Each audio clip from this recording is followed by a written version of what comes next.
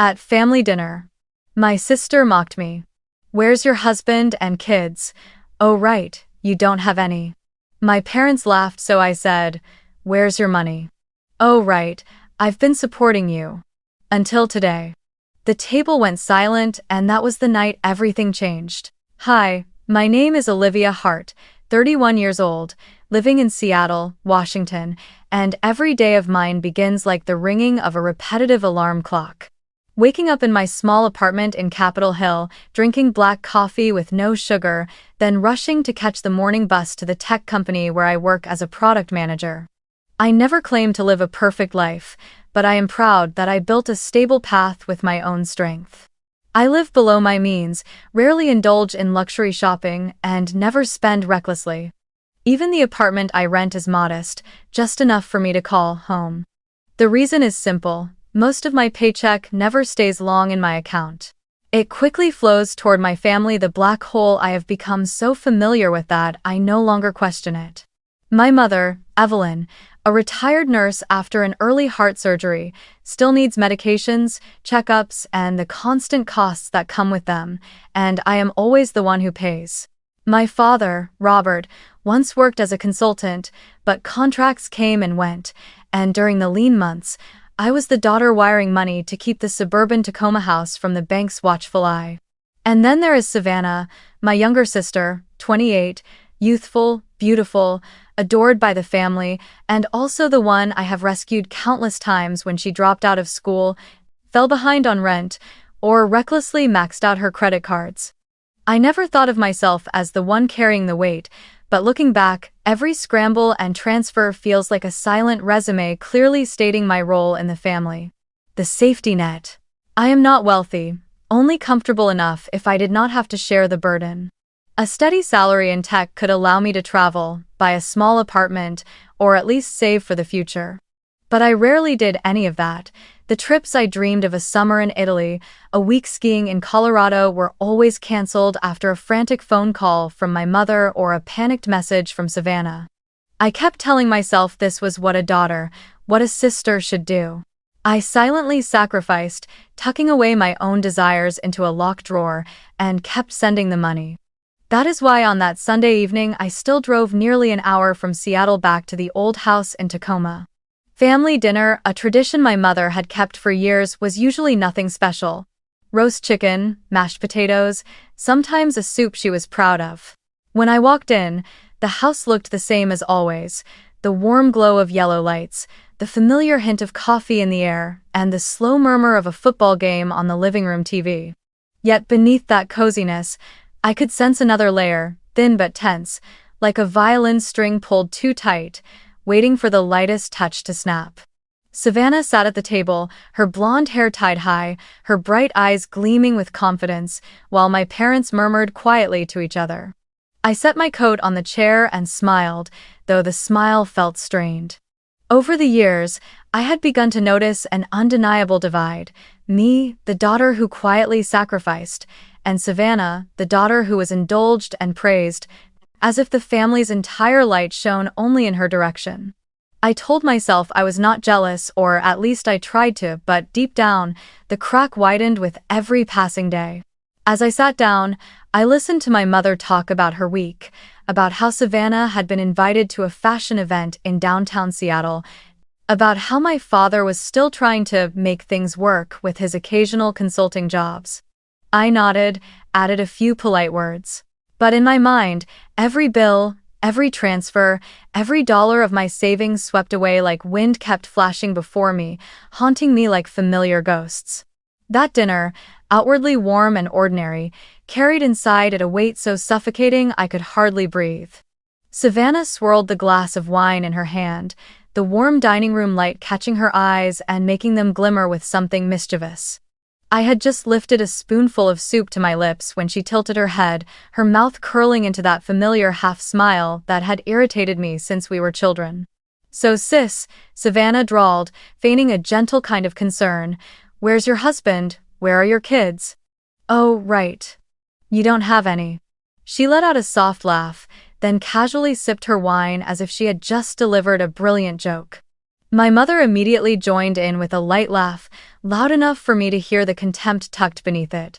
My father gave a quiet snort, his eyes glinting with agreement, while Savannah leaned back in her chair as though she had just scored a point in a game only she cared about. I sat there, the spoon still hovering midair, forcing my face to remain still. In that brief moment, memories crashed over me like a storm. All the times I had set aside my own needs to clean up my family's crises. I remembered the winter night my mother was rushed to the hospital with chest pains, how I missed the most important meeting of my career just to sign insurance papers and put down the surgical deposit. I remembered when my father fell behind on the mortgage and I emptied the savings I had set aside for my dream apartment, even though I myself was crammed into a tiny rental in Seattle with the rent climbing higher every year. I remembered when Savannah called me sobbing after being evicted from her downtown apartment, how I paid off all her debts and found her a new place to live. Every time, I had done it in silence, without complaint, telling myself it was the duty of a daughter, the responsibility of an older sister. And now, what was I given in return? A mocking remark laid bare in front of the whole family, turning my life into the punchline of their joke. Something inside me cracked. It was not an explosion of rage, but a dense, icy silence, like glass splintering into tiny fractures that were bound to shatter soon. I took a deep breath, set my spoon down on the plate, and lifted my gaze directly at Savannah. She was still sitting there, smug, her eyes gleaming with the confidence of someone who believed she had just won. Slowly, I spoke, my voice so calm it surprised even me. I may not have a husband or children, but where's your money? Oh, right, I'm still the one supporting you. Until today. The room fell silent as though someone had flipped a switch and cut the sound. Savannah's smile froze, her eyes flashing with confusion before quickly hardening into anger. My mother set her fork down, the clatter of metal against porcelain slicing through the tense air. My father narrowed his eyes, leaning forward as if unsure he had heard correctly. I felt every pair of eyes fixed on me, but instead of lowering my head like I always had, I held their gaze, steady and unflinching. In that moment, I thought of all the years I had lived like a shadow in this family. I was the good child, the studious one, the early worker, the daughter who never caused trouble. I had grown used to being ignored while the family gushed over Savannah's so-called achievements, from a high school fashion show to the part-time job she quit after only a few weeks. I had grown used to my mother's comparing glance. Other people's daughters are married with children, and you. I had grown used to my father's tone. You may be good at earning money, but don't think you're better than anyone else. All those words, I swallowed them, turning them into fuel to work harder, to send home more money, clinging to the hope that one day I would be acknowledged. But that day never came. And now, with Savannah openly turning my single life into the butt of a joke, with my parents joining in, I knew I had reached my limit. Savannah forced a laugh, trying to regain her air of superiority. Oh, come on, sis. Why so serious? I was just joking. My mother quickly added, you know how your sister is, Olivia. She just teases for fun, don't take it to heart. My father cleared his throat and spoke in his usual commanding tone.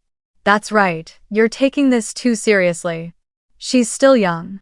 You can't expect her to be responsible like you. Each word landed heavy, echoing in my head like nails being hammered into a coffin.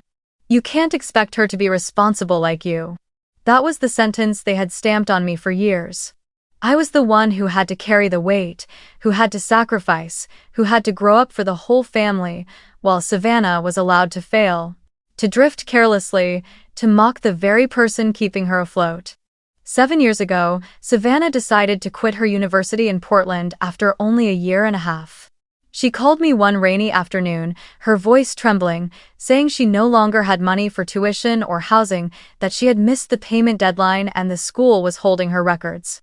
I remember sitting in my small Seattle apartment, staring at my bank account balance as my chest tightened. That money was what I had saved for 2 years, hoping to buy my very first car. Instead, I wired nearly $12,000 to her school to cover her debts and even added a few hundred more for her living expenses.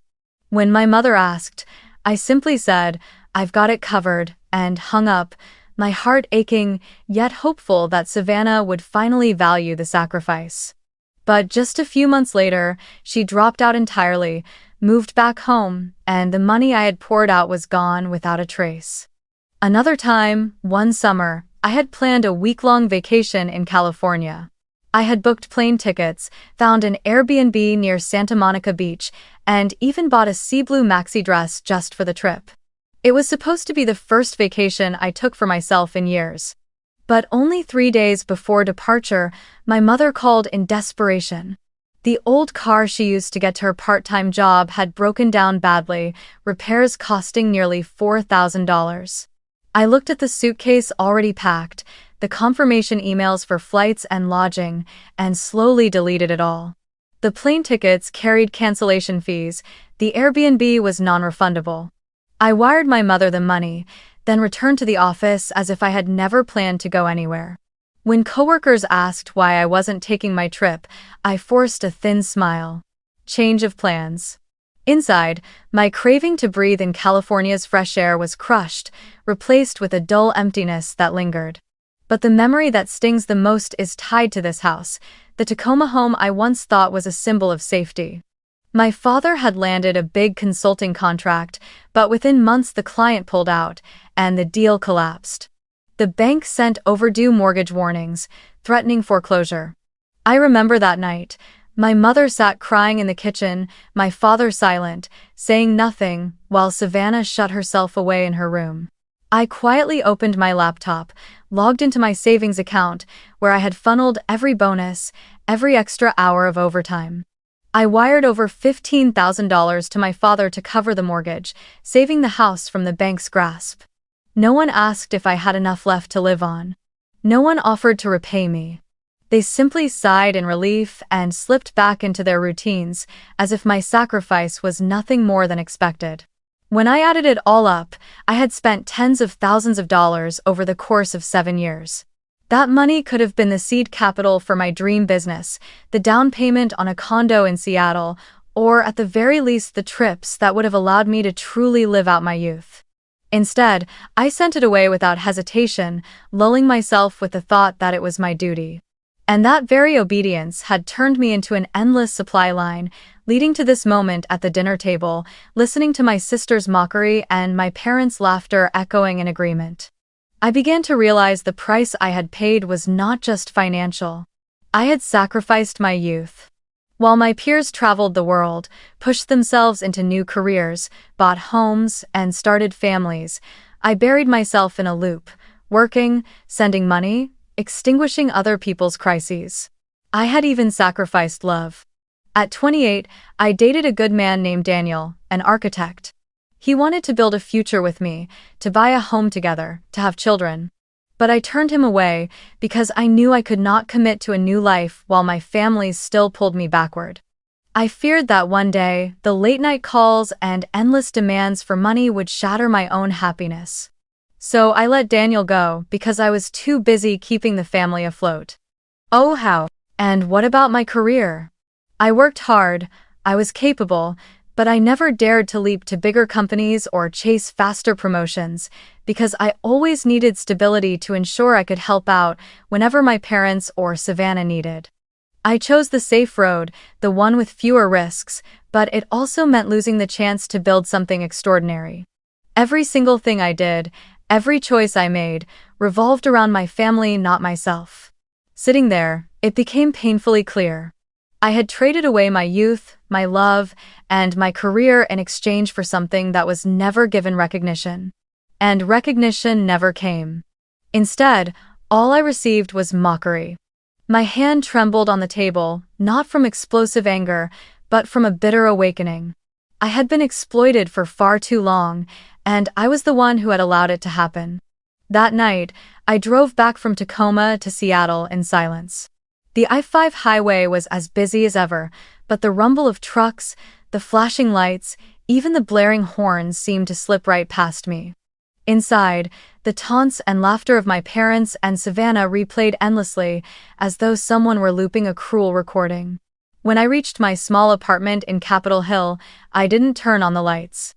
I sat in the dark, listening to the ticking of the wall clock, before slowly opening my laptop. The screen glowed, and in that cold light I logged into my bank account. The number that appeared stunned me. I scrolled down, each transfer, each transaction lining up like a written indictment. $750 for Savannah's tuition. $3,200 for my mother's car repairs. $15,000 to cover my father's mortgage. $1,800 to pay off Savannah's credit card when she was threatened with a lawsuit. On and on it went. Dozens of small withdrawals and massive sums strung together. I clicked the filter to view annual summaries. Each year, I had lost at least $10,000 to $12,000 to my family. Over 7 years, the total was more than $80,000. Enough to put a down payment on a condo in Seattle, enough to buy a brand new car, enough to enroll in the MBA program I once dreamed of. Instead, it had all dissolved into emergencies that would never be repaid. I sat still, my hand trembling on the computer mouse.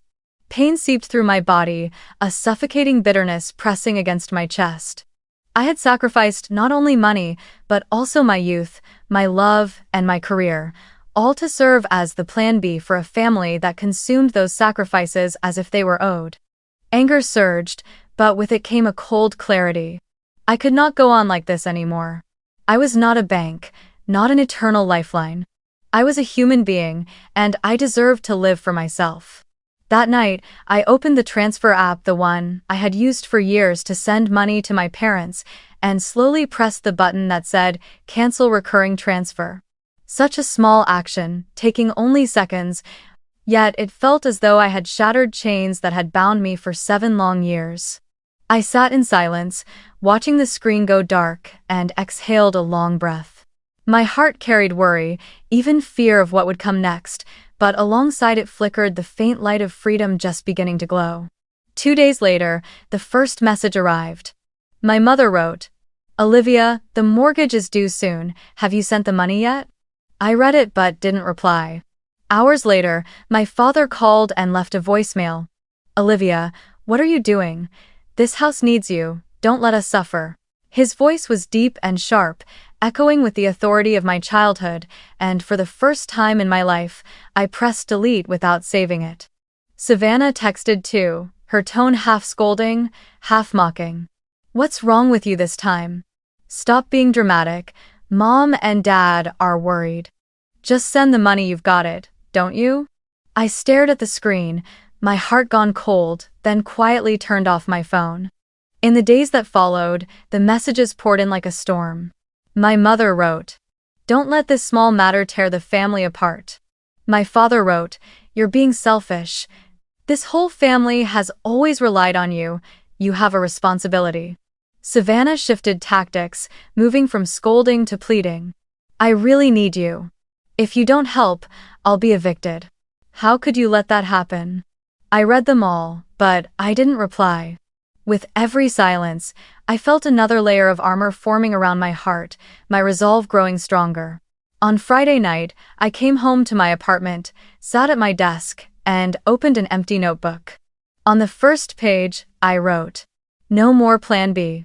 Beneath it, I listed everything I needed to do for myself: save to buy my own home, spend time with real friends, take care of my health, enroll in the MBA program I had postponed. Each line was like a brick laid down to build the foundation of a new life. When I closed the notebook, I heard my heartbeat slow and steady. My parents might grow furious, Savannah might hate me, and I might lose the false peace I had clung to for years. But I knew that if I didn't stop now, I would lose myself forever. And I was no longer willing to pay that price for such ingratitude. A week after I stopped sending money, my phone rang constantly. My mother sent sweet messages, my father left voicemails heavy as hammers, and Savannah switched her tone back and forth, sometimes scolding, sometimes begging. I read, I listened, but I never responded. Then, at the end of the week, my mother sent one short text. "Come home for dinner this Sunday, the family needs to talk." It wasn't an invitation, it was an order. I sat on the sofa, staring at the words glowing on my screen, my chest tightening. Part of me wanted to refuse, to never return to the place that had drained me. But another part urged me to go, to face it once and for all, rather than let the cycle drag on any longer. On Sunday evening, I drove back to Tacoma. The moment I stepped through the weathered wooden door, I could feel the heaviness in the air. The table was set with roast chicken and mashed potatoes, but the once comforting aroma now felt sharp and suffocating. My mother was arranging the silverware, her movements harsher than usual, as if even the plates had to carry her irritation. My father sat at the head of the table, arms crossed, his face cold as stone. Savannah leaned back in her chair with her arms folded, eyes glued to her phone, pretending indifference, though the curve of her lips carried a smug challenge. I pulled out a chair and sat down. No one spoke for several minutes, only the faint clinking of utensils breaking the silence. Then my mother's voice cut through, directed not at me but at the food on her plate. "Olivia, this family cannot function without your contribution. You make good money, helping is only natural. Your father and I sacrificed for you all these years, now it's your turn to give back. What's wrong with that?" I drew in a deep breath. If it had been me a year ago, I might have bitten my tongue, stayed quiet, and later slipped money into their account in secret. But now, after everything that had built up, I was no longer afraid. I looked straight at my mother, and each word I spoke dropped heavy like stone. "That's not helping, that's exploitation." The room froze. Savannah let out a short, mocking laugh, lifting her eyes from her phone, her gaze sharp with scorn. "Oh, please, don't act so righteous. You've got money, but you're still single. I don't understand why you act so high and mighty. If I were you, I'd be embarrassed that no one even wants to marry me." A rush of heat rose in my chest, but I kept my voice steady, calm, without a tremor. "The difference is that I work for my money, while you only know how to spend it. Without me, you would have lost your place to live a long time ago." My mother quickly interjected, her tone urgent. "Olivia, don't speak to your sister that way. She's still young, she hasn't found her footing like you have. You're the older sister, you have to be more forgiving."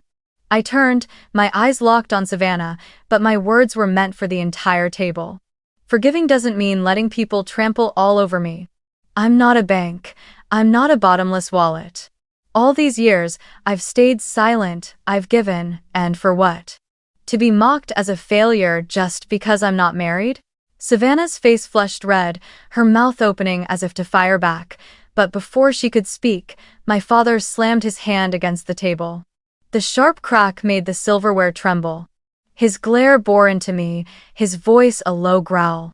"Watch your mouth. This is your home, you should know your place. You think you're so great? You only have money because your parents raised you.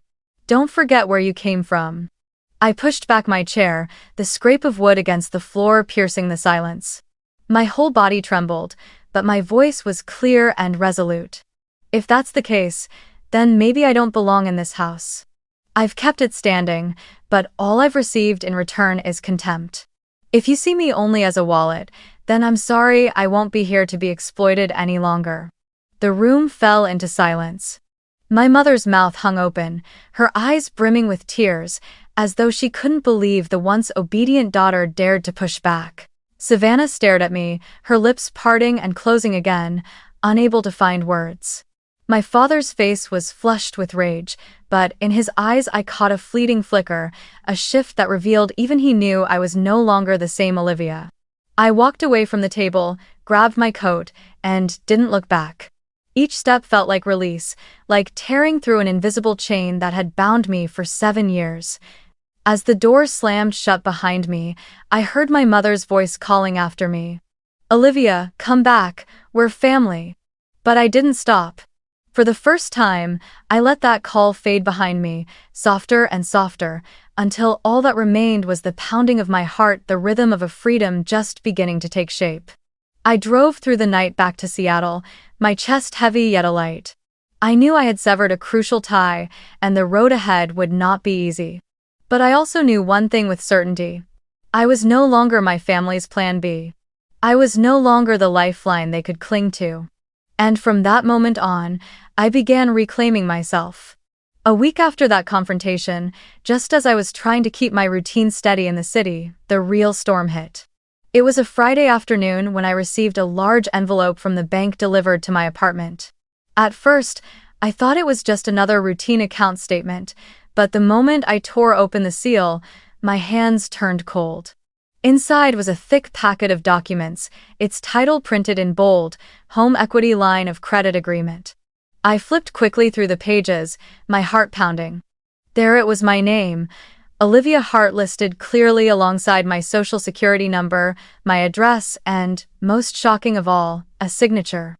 A messy scrawl, clearly an attempt to imitate mine, but I recognized it instantly.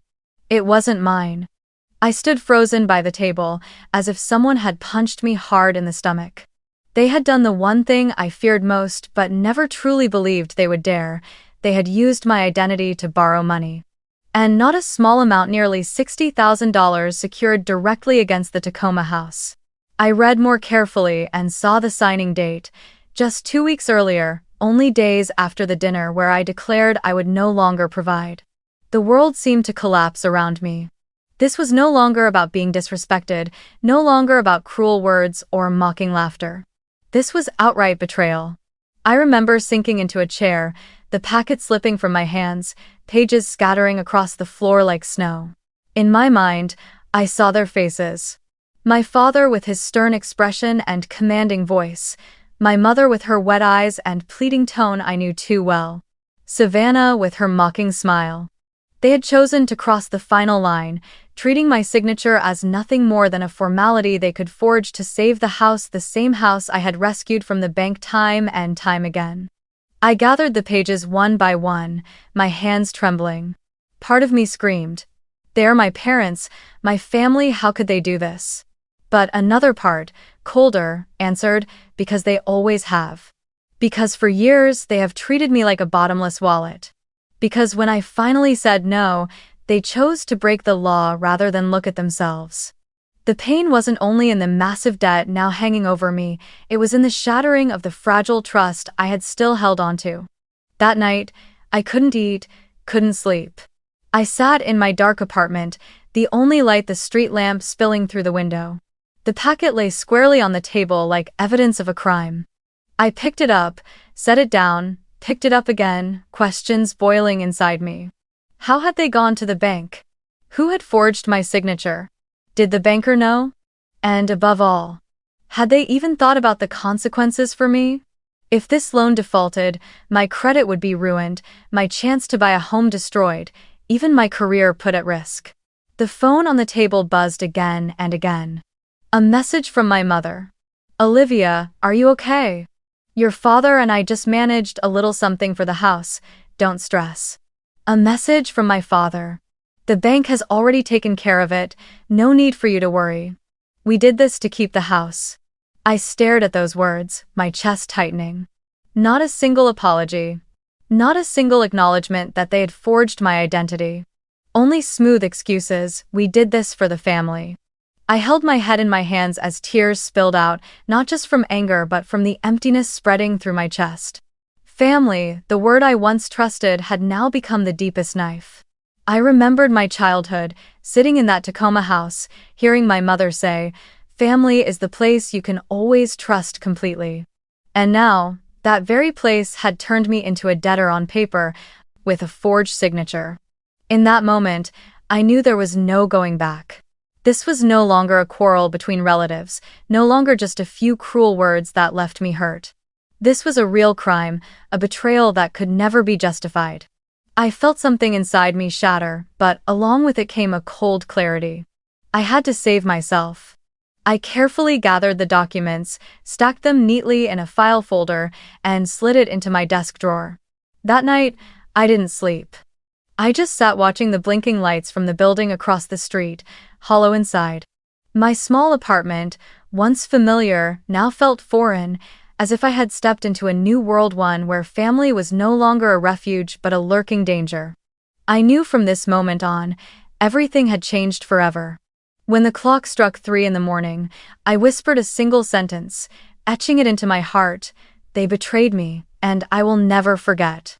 On Monday morning, I pulled out my phone and dialed the bank's hotline. A woman's voice came through the line. "Wells Fargo, how can I help you today?" I tried to stay calm as I explained that my identity had been used to sign for a home equity loan I had never authorized. My voice trembled, but each word was clear and firm. On the other end, the representative listened carefully, occasionally interrupting with verification questions. After I finished, she paused for a moment before saying, "You need to contact our fraud investigation department immediately. And I strongly recommend you consult an attorney because this involves forgery and identity theft. This is a serious matter." I hung up, my hands still shaking. For a moment, it felt as though the weight of the world had grown heavier by tons. Yet a small spark flickered inside me. For the first time, I could actually do something to protect myself, instead of silently enduring. The next morning, I searched online for lawyers in Seattle who specialized in fraud and identity theft. One name appeared repeatedly, alongside glowing reviews. Rachel Nguyen, a Vietnamese-American attorney who had handled numerous cases of families exploiting finances. I pressed call and scheduled an appointment. By Monday afternoon, I was walking into Rachel's office, a neat building near downtown. The space was filled with natural light, a polished wooden desk, and shelves lined with case files. Rachel looked to be in her early 40s, her black hair neatly pinned, her expression calm but her eyes sharp. She shook my hand firmly and gestured for me to sit. I slid the forged documents across the desk. As Rachel flipped through each page, my heartbeat quickened, afraid she might see me as weak or foolish. But when she looked up, her voice was calm and steady. "Olivia, this isn't just wrong. This is a criminal act. Forgery, fraud, identity theft. Your family has crossed the line from borrowing into breaking the law." I sat frozen, my heart jolting at the words, "criminal act." Even though I already knew the truth, hearing it declared so clearly made me tremble. Rachel continued, "You have the right to file a fraud report with the bank, the right to demand removal of liability from this loan. And, if necessary, we can take this to court." I bit my lip, my voice raspy. "But they're my parents, and my sister." Rachel tilted her head, her eyes both firm and compassionate. "I understand, but the fact that their family doesn't change the nature of what they've done. Olivia, you have the right to be protected. You cannot keep letting them trample your life and your future just because of the word family." I sat still, my hands clasped tightly together, my mind in turmoil. Part of me wanted to turn away, to stay silent again for the sake of peace. But the image of that forged signature, the $60,000 debt, and the cold tone of my parents justifying it, kept flashing before me. And then I remembered sitting alone by Puget Sound, listening to the waves, realizing I was nothing more than a wallet to them. That feeling cut deep, like a blade twisting inside me. I knew that if I stayed silent this time, I would lose everything, not just money, but myself. I drew a deep breath, lifted my head, and looked straight at Rachel. "I won't stay silent anymore. Please help me." Rachel nodded, her face calm but her eyes lit with conviction. "We'll start immediately. And Olivia, remember this. This time, you are not alone." Leaving Rachel's office, I stepped out into the street, the wind whipping hard against me, but inside I felt clearer than ever. I knew the road ahead would be difficult, filled with confrontation and bitterness. But I also knew that for the first time in years, I was choosing to stand up for myself. And this time, I would see it through to the end. That evening, after meeting with Rachel, I opened my laptop and, for the first time, didn't feel like someone cornered with no way out. I followed each step she had advised, freezing all my credit to prevent anyone from using my identity again, changing every password from emails to bank accounts to small things like Netflix and Amazon.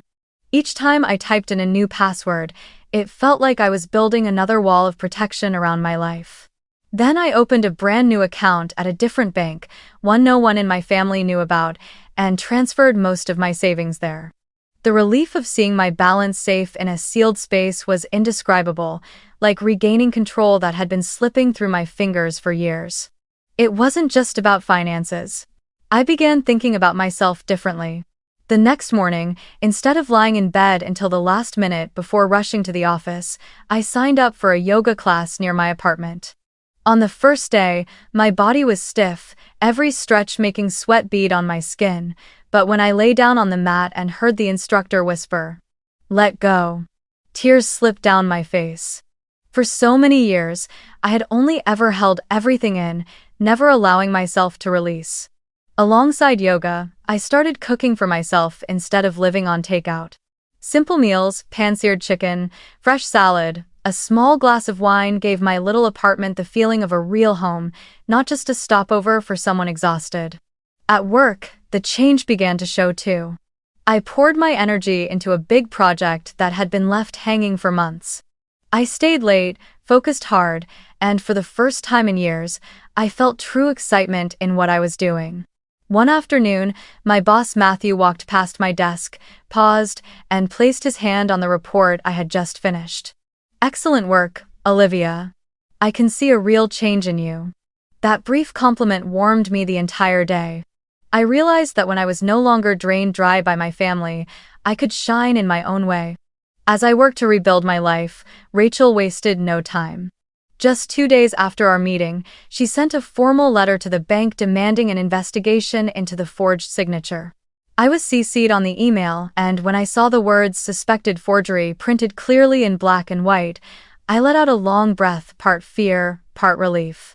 It was no longer just a nightmare circling in my head. It had become a real case, handled in a professional way. At the same time, I started a new habit, keeping every trace of contact from my family. My mother's messages, from the sweet ones, "Honey, this family needs you," to the veiled threats, "Without you, we'll lose everything." My father's voicemails, his voice heavy, sometimes menacing, sometimes pretending to be gentle. Savannah's texts, shifting back and forth, sharp, "You're so selfish," then pleading, "Help me just this one last time, I promise I'll change." I saved them all, neatly organized in a folder labeled "Evidence." Each time I read or listened again, the pain burned, but so did my resolve. They would never again have the chance to deny what they had done. And yet, in the quiet of certain nights, my heart still sank. I remembered family dinners filled with genuine laughter, my mother's warm hugs when I was a child, the way my father once held the bike steady as I learned to ride. But then the image of those forged documents would return, the endless desperate calls echoing in my ears, reminding me that those beautiful memories were part of the past. Family was no longer a safe place. Family had become the very thing I had to defend myself against. Each morning, I put on a new kind of calm.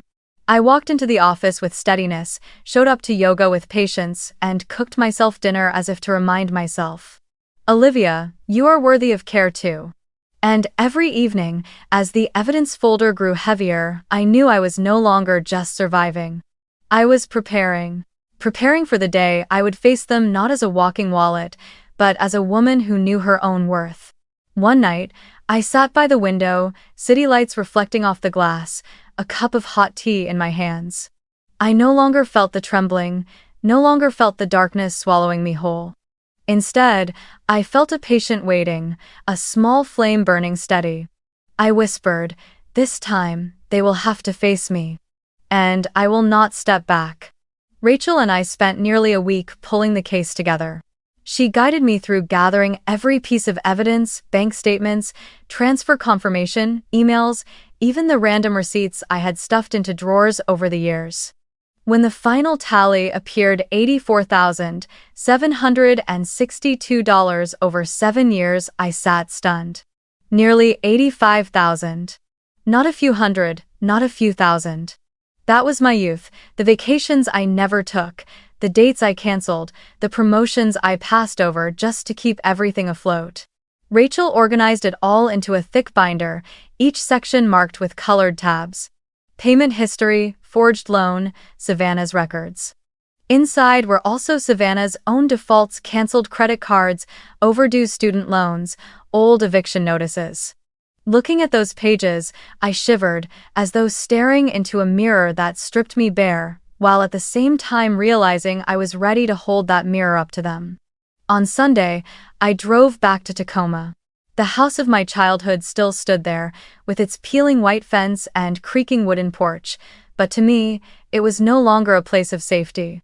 I walked in, binder clutched tightly in my hands. The air in the living room was heavy.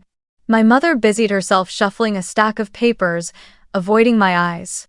My father sat in his armchair, his gaze dark. Savannah leaned against the wall, arms crossed, a half-smile playing on her lips, defiant. I set the binder down on the wooden table, the thud landing like a hammer blow.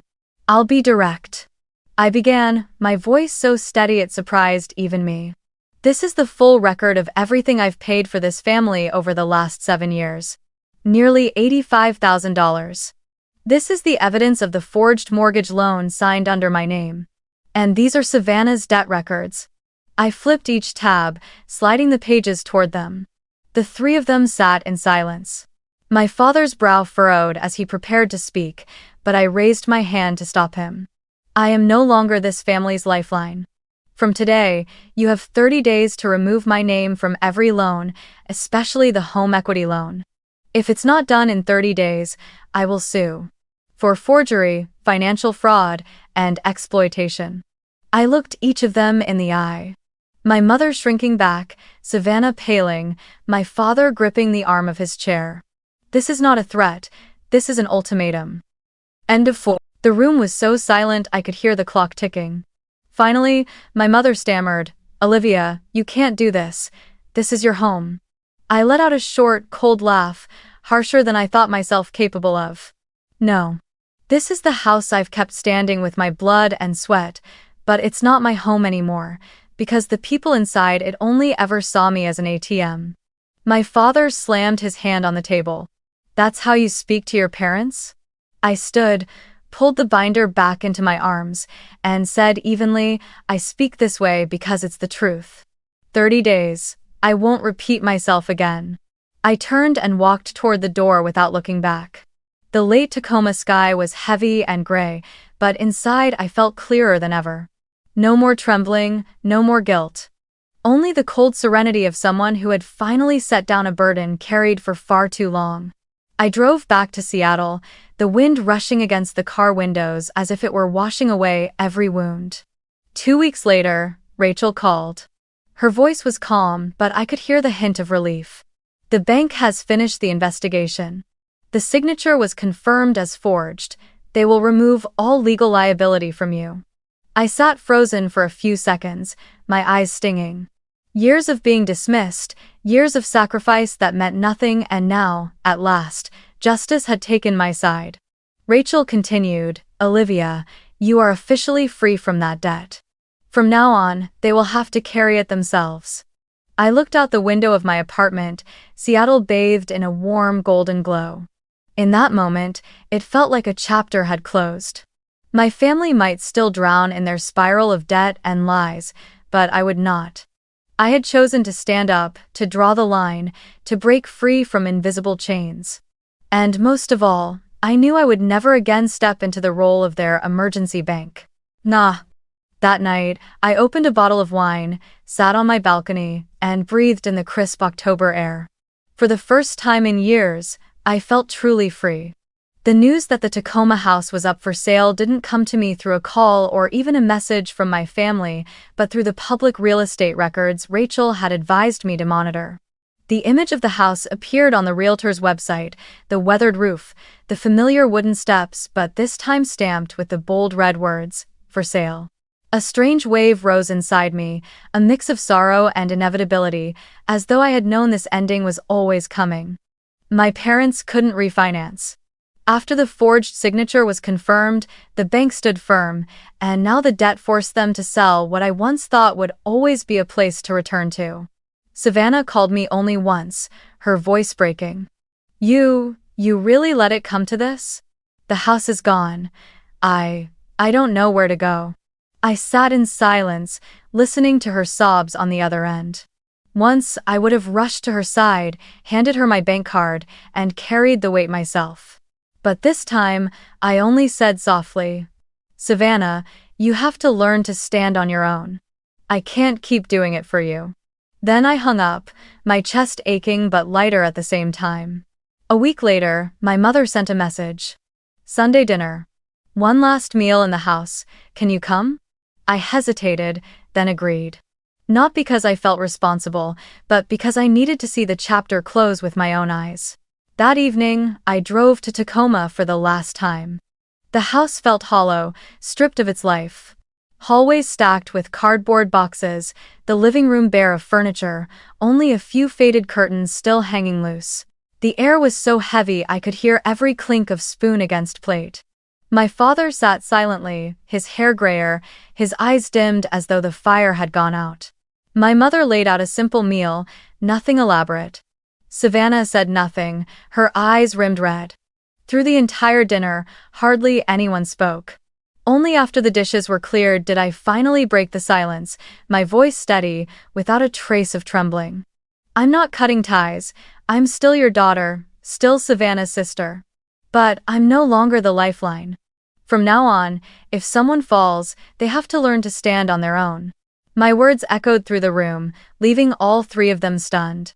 No one argued, no one pleaded, only silence remained. I rose from my chair and walked into the hallway, my eyes passing over the labeled boxes, kitchen, bedroom, books. So many childhood memories, once bound to duty and obligation, now packed into worn brown cardboard. I opened the door, drew a deep breath of Tacoma's cold night air, then turned back for one last word. I hope you all find a way forward. But I can't live your lives for you anymore. As I stepped down the porch steps, I knew I was leaving behind a piece of my youth.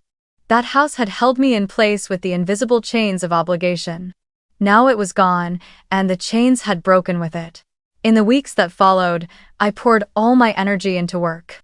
The project I led exceeded every expectation, and during the quarterly meeting, my boss Matthew publicly said, "Olivia is the reason we achieved this breakthrough." A few months later, I received my promotion to Senior Product Manager. For the first time in my life, my success wasn't overshadowed by desperate calls for money from my family. It was simply mine, earned by my own ability and my own resolve. Outside of work, I began rebuilding my personal life. I joined a Thursday night cooking class where I met new friends, people who didn't care how much money I had or whether I was single or married. They valued sincerity and the stories I shared. I joined a volunteer group at the community center, helping kids learn STEM. Every time I saw their eager faces holding the little robots they had built with their own hands, I felt the true meaning of giving, not through money exploited from me, but through time and heart. I also started caring for myself in small but meaningful ways, jogging around Green Lake on weekend mornings, spending afternoons reading at a cafe, cooking myself a good dinner in the evenings, then calling friends just to laugh and talk. I was no longer haunted by the flood of desperate messages from my family. My phone was quiet now, and that silence was the most beautiful music I had ever known. One December evening, I stood on my apartment balcony, Seattle glowing beneath me, the city lights shimmering on the water like countless stars. I took a sip of wine, breathed in the crisp air, and smiled softly. Not the smile of a victor, but the smile of someone who had finally found herself again. The message rang clearly in my heart, as if written there. Your value does not lie in being everyone else's lifeline. It lies in standing strong on your own, and keeping close only those who truly cherish you. And I knew, from that moment on, that would be the compass guiding my life.